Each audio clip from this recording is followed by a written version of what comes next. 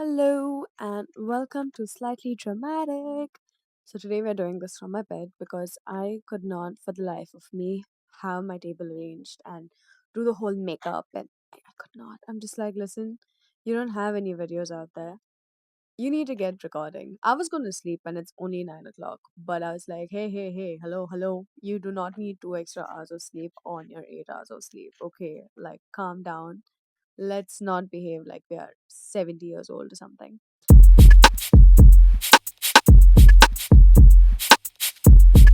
So I decided to just do this and give this a shot and see how it goes from when I'm on my bed. Yes, and I do have 5 pillows, and it's just nice to have so many pillows. I don't know why it's a thing, but it's just the most comfortable thing ever. You should be having 5 pillows, 6 pillows. Actually, five's enough on your bed at all times. So today's conversation is about the gray area. Now, what is the gray area, you ask me? Let me explain myself. Okay. Me and my friend were having this discussion about how there's a lot of gray area and a lot of nuance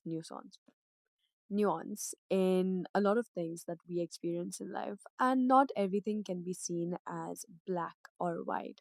And as much as we'd love that outcome, right? But when things are black and white, it's because you can say things with certainty, or you're probably not in that situation, or it just seems like, yeah, if it's like this then it's like this, and if it's like that it's like that. But what do you do when you're in that situation and it is quite uncertain? So that uncertainty that you face is the gray area.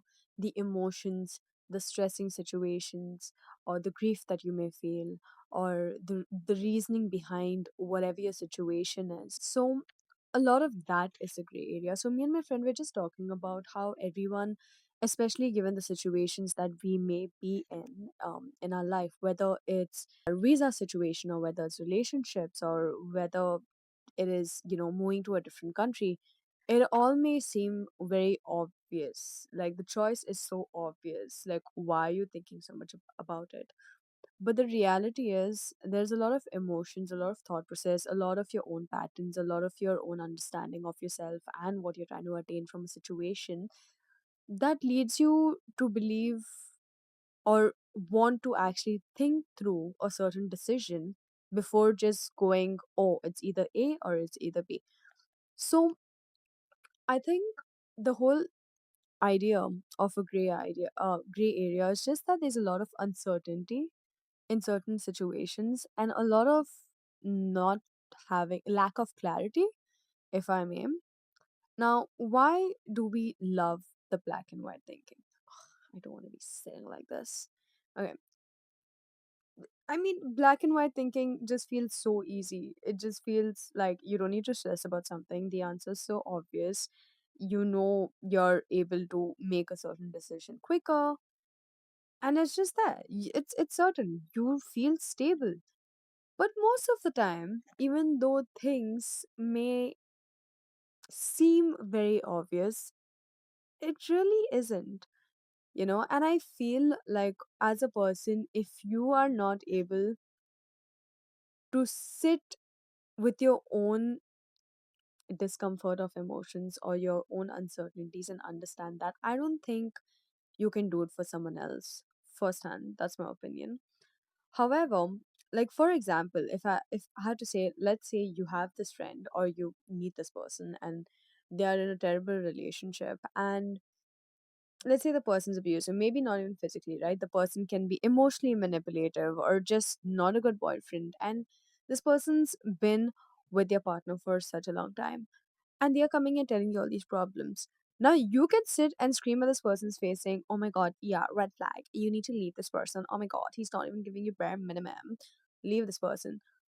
It's so easy because for you, it seems like an obvious choice. It seems like the practical thing to do, and it is. It is. But for this person who is within that situation, first thing, this is the only familiar pattern that they are aware of. Let's say if they have dated this person for quite some time now.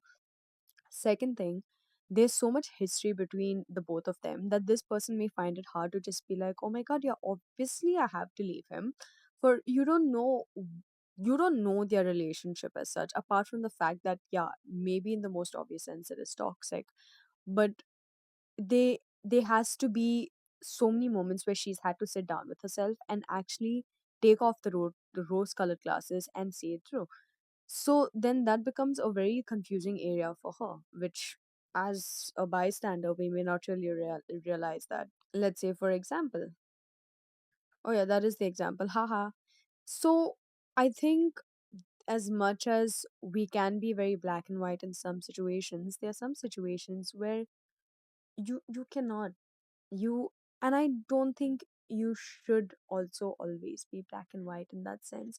Let's say if a friend comes to you for advice, and forget advice, okay, forget advice, because y'all know how I feel about advice.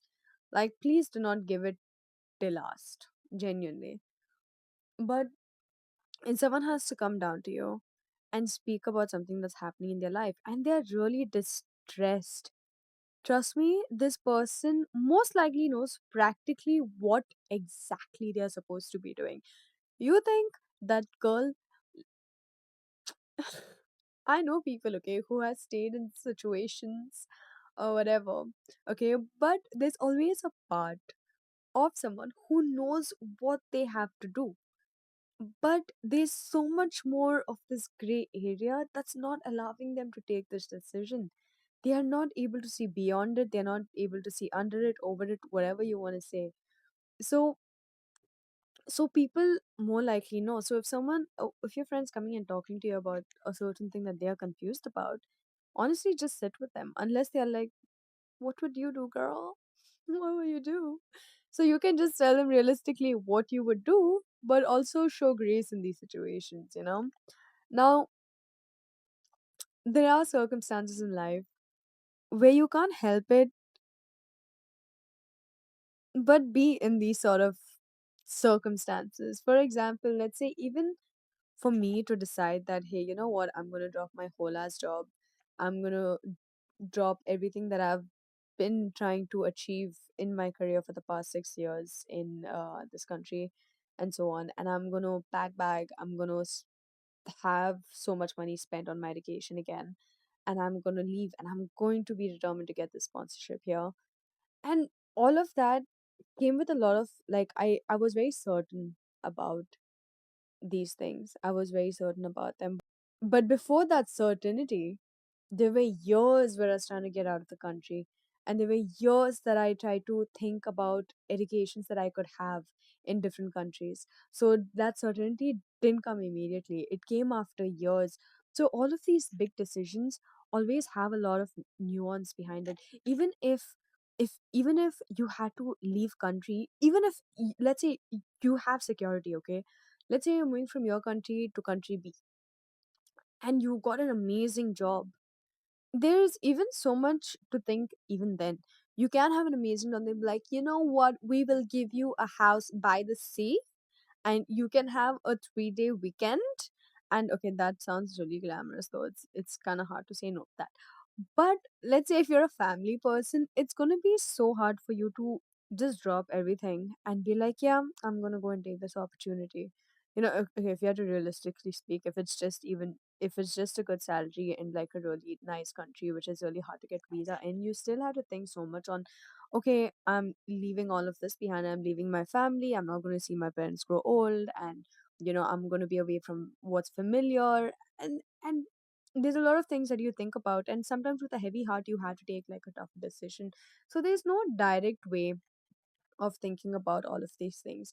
Even let's say, oh my god, even let's say getting into a relationship, especially if both of you have really different ways of approaching a situation, and sometimes one person may see things, oh, you know this is how I am and this is what I do and this is how I work, so blah. And then the other person's like, yeah, but when you do this, this is how I feel, and this is how you feel, and blah, blah, blah, blah. So there's one who's just like, oh, it is just A or B or C. And the other one's like, yeah, but underneath that A, B, and C, there is also so many other subsections, so especially when it comes to relationships, you can't really treat it as black or white. Like, I think that's one of the worst approaches that you can have, right? Because there's so much feelings involved. You're talking about getting to know a whole person and also trying to show trying to understand this person beyond your own understanding, like looking beyond your own perspective when you're with someone. So it's definitely really hard when you're trying to get into a relationship, and y- you need to see beyond your own thought process. So these are big milestones, and within all of these milestones, or all of these big decisions in lives, there's always going to be this area which you need to visit. And visiting this area has to be one of the hardest things, because you basically have to sit in ultimate discomfort.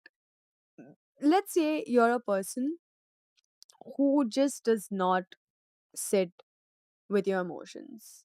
You know, you run from place to place. You don't spend any time alone. You don't journal. You don't talk about your emotions to your friends because you only take your happy face to your friends. You just don't do any of it. But when it comes to like taking difficult decisions, at some point you're going to have to sit by yourself and actually sit and think about, like, hey, so what are these feelings that I'm feeling? Let's say, for example, sitting with disc. I'm gonna give you the most uncomfortable feeling right now, okay? You run into the ex, the ex, okay? You're the ex, okay? And let's say you guys broke up, and it's been a couple of years now since you've seen this person, and then breakup was on mutual basis, but also on mutual basis nothing ugly happened, but it was also like there was so much unsaid, and there was no closure at all, and you guys were just not seeing eye to eye. And then and then y'all knew you loved each other, but y'all just couldn't be together because of circumstances, okay? And then y'all meet after 2 to 3 years, both of y'all single. Amazing. Actually, not amazing, but whatever. You can never say. Now, ideally, someone's going to be like, you should never get back with your ex, which is, yeah, fair enough. And then B, oh, some people change, and you don't know what that change may look like. And maybe they're able to have the capacity to love you the way you need to be loved now. Blah. Okay. So, for you, if you have these emotions towards someone, you're genuinely going to have to sit down with yourself, think about all of the shit that has happened in that relationship. Why did you break up? What happened? What were the issues? How are you going to address those issues? Can you imagine reliving that freaking trauma? Yeah, yeah, that's what I thought. Don't imagine that shit. But that's how uncomfortable sitting with some of these emotions are. Again, that's a very extreme case. I don't think it'll be that daunting. But you know what? It doesn't matter the degree of daunting, right? These are big situations, anyways. Whether it's a crazy ex that has come back into your life, whether it's a new relationship, or whether it's you changing countries, these are big decisions in life, and sitting with these emotions are really hard. But ultimately, you need to do it. Now, when I'm saying this, I'm not saying that every single thing in your life needs to be treated as, oh my god, I need to sit with every freaking emotions. Because trust me, that is exhausting as hell. Some things, especially like minor things, like, I'm hungry, I should eat, obviously, you know. I don't like this person, so I'm not gonna talk to them. Amazing.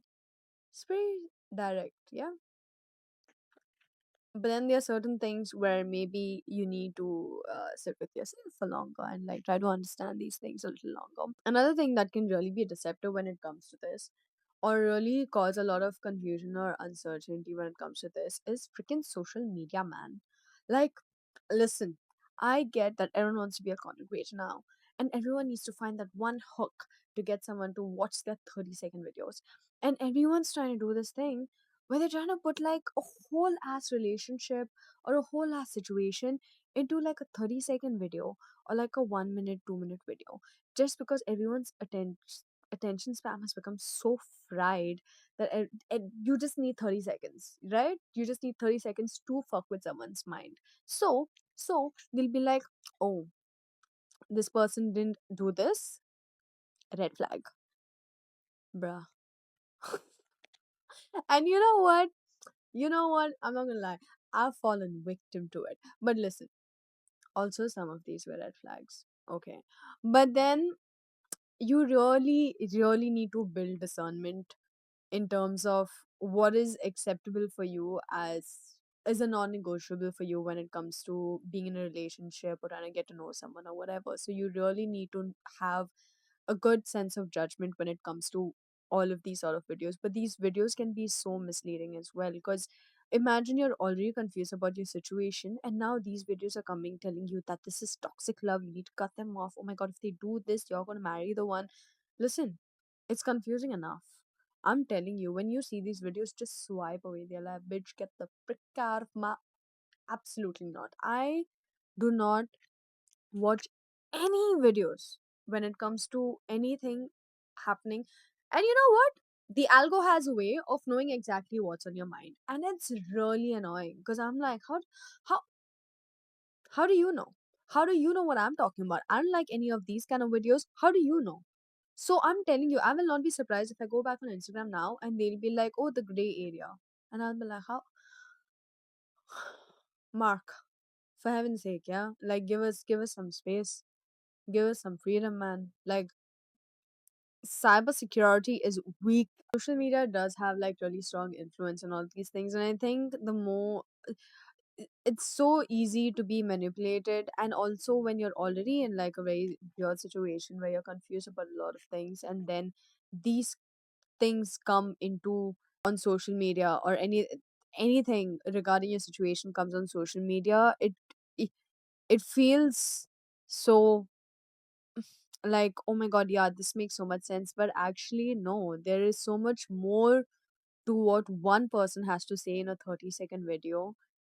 And you know your life better than some freaking rando online, bro. Like, it it takes all of us a while to actually understand that. And as someone who's chronically online, I am online a lot of the times. And especially if I have nothing to do, I'm just like mindlessly scrolling. It's something that I definitely want to stop, but it's not easy. It's not easy to stop. However, I am trying to sort of dictate what I watch and don't watch. But I have had that phase where I have like really gone down a rabbit hole because of social media. So I really think any advice on social media should just be cancelled. There is just too much advice out there, too many opinions, too many red flags, too many. Oh, this is just bare minimum. It's like, okay, can we stop quoting everything as, oh, that's just bare minimum. They should be doing it. Listen, I get it. I get this bare minimum thing existing, okay, but it's also corrupted all of us to not appreciate even the littlest of things.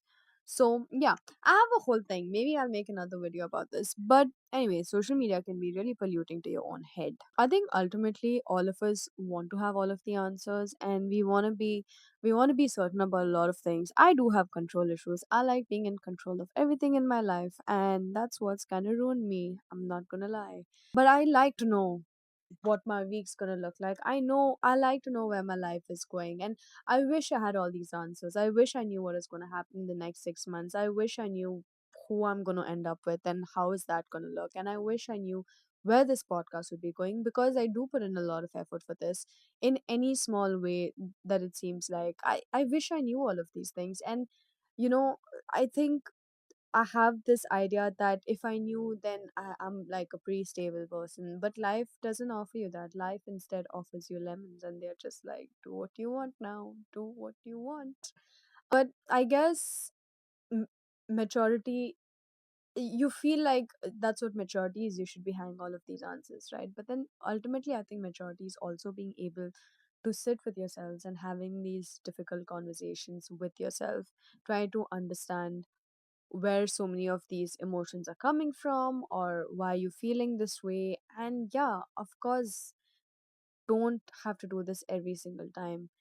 And sometimes maybe things are black and white, but also show yourself grace when the gray area shows up, and also show other people grace when they are going through their gray areas. Be there for those people and try to understand them where they are coming from.